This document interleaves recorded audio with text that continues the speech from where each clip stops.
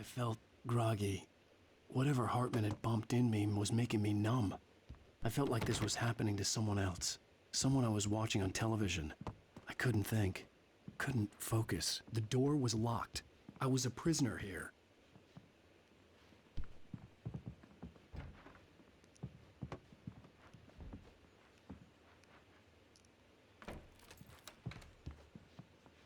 Good evening, Alan. Are we feeling better now? Feeling calm? Yeah. I see you brought your pet gorilla with you. So sure, I'm calm. I get the message. Loud and clear. Quite right. That's the spirit. You're being very brave, Alan. I understand you're confused. I would be more concerned if you weren't suspicious of me. I don't blame you for it. Big of you. Now, why don't you come with me? We'll reacquaint you with my clinic and go over everything you might have forgotten. Little walk and some fresh air? Yes, it will do you good. This corridor is for patients. Most of them aren't here right now. Jack took them out for a fishing trip, except for the ones who are particularly vulnerable, of course.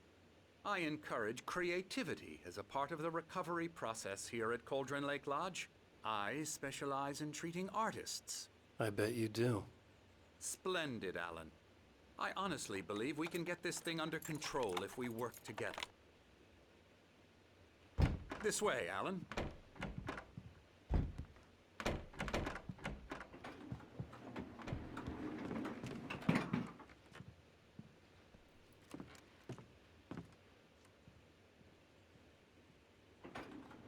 Now, Alan, from past experience with you, I know I need to get right into the heart of the matter as quickly as I can after an episode.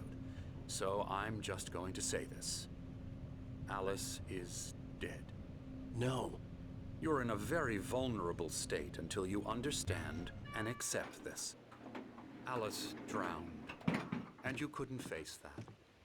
You're suffering from hallucinations, paranoid delusions, unusual thinking, an obsession about light and darkness, a feeling that everything revolves around you, your thoughts and dreams.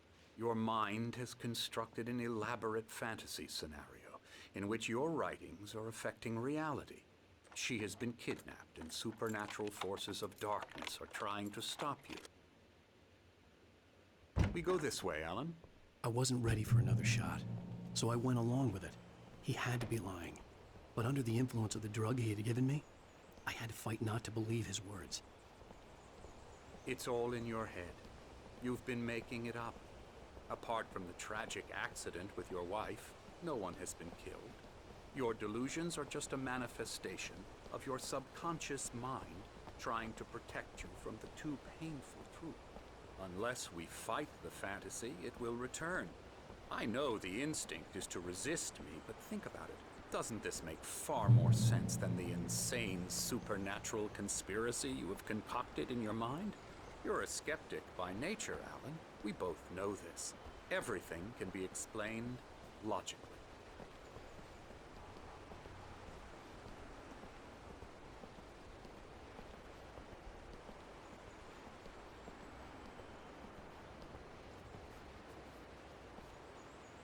I never get tired of this view. Very inspiring, isn't it? Cauldron Lake spread below us. I could see Mirror Peak on the other side of the lake. I thought I could make out the spot where Diver's Isle had been when I arrived with Alice. Now there was nothing but waves.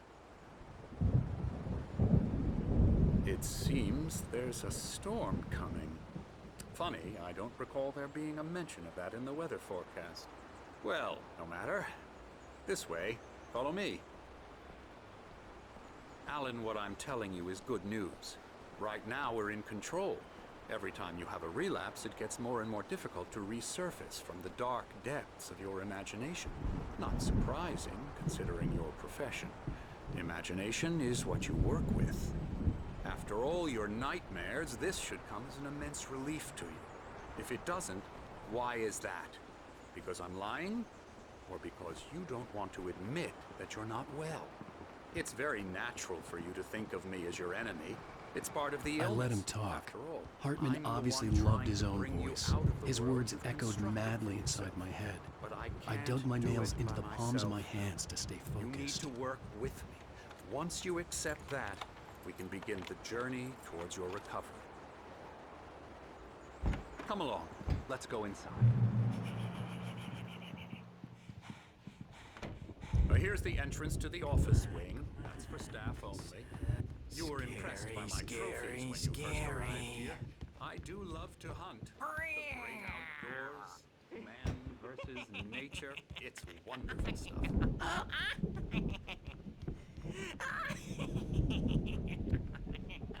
Yeah, that's right. I got you. Got you good. I'm a real bad dream, mister. You should be afraid of me. Don't want to run into me in the night, that's for sure. Please, Emerson. Mr. Wake is confused enough as it is.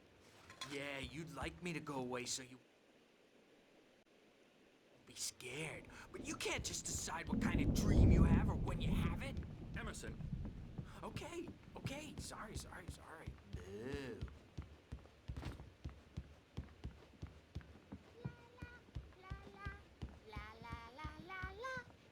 Elbow strike. Ooh, yeah. Get him. now, Head. you might have noticed the typewriter in your room.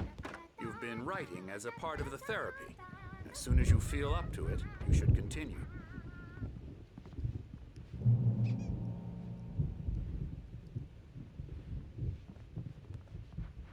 My rheumatism's killing me. There's a storm coming. Oh, what a storm. I hope it wipes this place off the face of the earth. And these two are the Anderson brothers, Odin and Tor. They had a, how should I put this? A heavy metal band in the 70s and 80s called Old Gods of Asgard. They even adopted new first names to complete the image of Viking gods. After the band broke up, they lived on a farm nearby. They are, well, in advanced stages of dementia. They're well cared for, TLC and all that. There's nothing more that can be done. I'm afraid that the rock and roll lifestyle has left its mark. Oh, that won't do. My head was clearing up, or according to Hartman, I was sinking back into the fantasy. I was convinced he was lying to me about everything. Crazy or not, the Andersons made more sense. Yeah, good thing he's not overreacting or anything. Well, he's the boss.